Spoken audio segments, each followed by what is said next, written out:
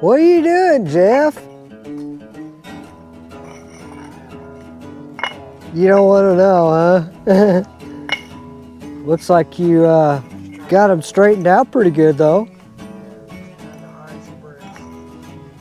Be a good little platform to work. So looks straighter. Yeah, it looks a lot straighter.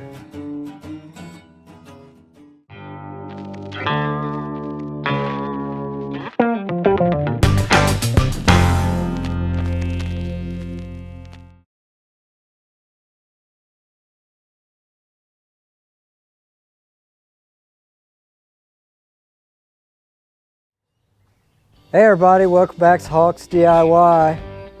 Well, it's first week of October, and getting back to another project. I'm finally going to finish up on this front graph here. As you know from my previous videos, I've had trouble with this smaller battery. So got a new battery in. So we're going to get it installed and get started with that. But this is the old battery, and it just wasn't enough power. So initially I thought it was the cabling going to it from the engine bay, but that wasn't the case. It was just an underpowered battery for the Hummingbird Solix Gen 3, just not enough battery. So I got this one in today, got it fully charged, and we're ready to install it. I don't think it's going to be able to fit in the rod locker. I'll have to check that yet. So we'll have to go in the engine bay most likely. But anyway, we're going to get started, and here in a second I'll show you how much it weighs and the weight difference. So anyway, let's get started. Let's get going. I want to get this done. This will be cool. We'll have I'm estimating about 11.5 hours of continuous runtime on that graph, which is great. Okay, let's go ahead and weigh these batteries and find out what the difference is between the two. Obviously, the 46 amp hour battery is going to weigh more. I'm just kind of curious what the difference is going to be. So the old one, it comes in at 5 pounds, 11 ounces. Okay, so it's just under 6 pounds. So let that clear out, and then we'll set this other battery on here. Okay, looks like we're at 10 pounds, almost 4 ounces.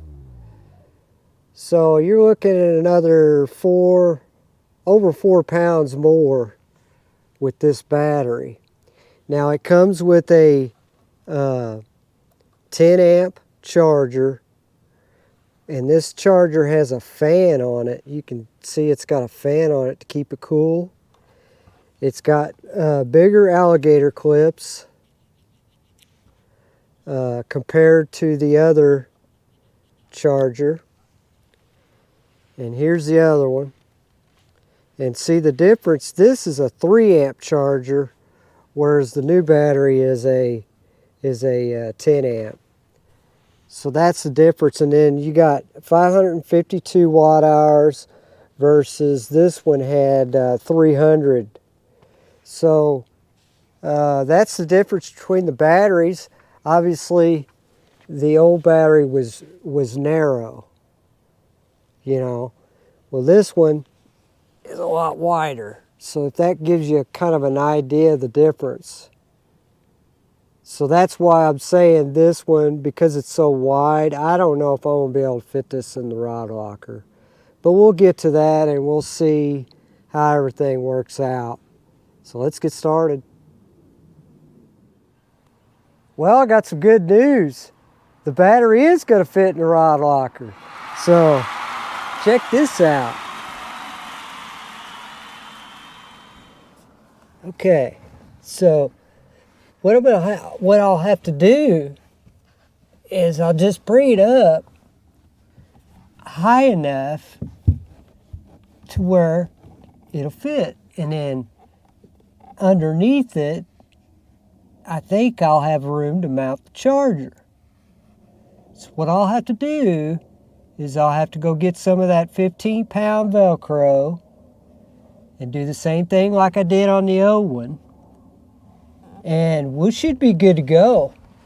Now I will say that whenever I took the old battery out of there, it practically wouldn't come off. So I'm not worried about that 15-pound Velcro. I'm not worried about it not holding. So looks like I'm going to be able to fit this thing in here. I'm really excited about that. That's pretty cool, because I wasn't expecting that at all. All right, I just got back from the Home Depot and got me some Velcro, some 15-pound stuff. This is the good stuff here, right here. So that's what I'm going to put, and I'm going to put it on the back here. Probably start where this indentation starts here, and then just cover the entire back of the battery.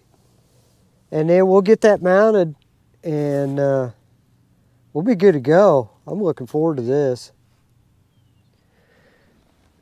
Okay, I've got the charger installed, and so now the battery's going to go above that. So the charger's in there, and these alligator plugs I'm going to do away with eventually. Eventually I'm going to go with something like this to go up on the terminals. But we're not going to deal with that today. But there's the power cord to plug in whenever I get in from fishing. I can charge it. So now I've got all the Velcro on the battery, and now I just got to put it in place. I haven't done it yet because it said that to allow 60 minutes for that adhesive to stick good on whatever object you're putting the Velcro on. So that's where we're at. Basically, I'm going to put that down there, and then I'm going to put these wires on there for now, and we're going to test this out and see how everything's going. Like I said, I'm going to take those alligator clips off, and eventually they'll be permanently installed on the battery. So that way when I get in from fishing, plug her in, and that's all I have to do. So that's where we're at. Alright, I got the charger tidied up. I just put a twisty tie on it, stuffed it under there until I swap out the terminals on it, take those alligator clips off. But I've got it wired up, and she fit in there nice. I'm really happy with that. So this should solve our problems. I already put the graph up, but otherwise I'd fire it up. But we'll just get out there on the lake then and see what we got. But anyway, that's it on that little project. I'm glad I knocked it out. This should give me 11.5 hours of continuous run time, and then that way I don't miss anything, you know. It's not good when your graph shuts down after, what was it, 5 hours, 45 minutes is how much that 25 amp hour battery would put out.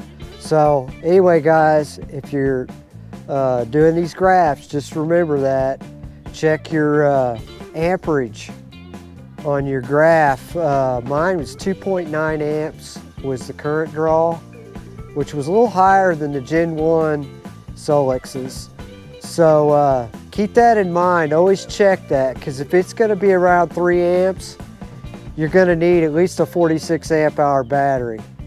So anyway, hope you enjoyed that. I'll see you on the next project. Like, subscribe, and we'll see you on the next one. Thanks.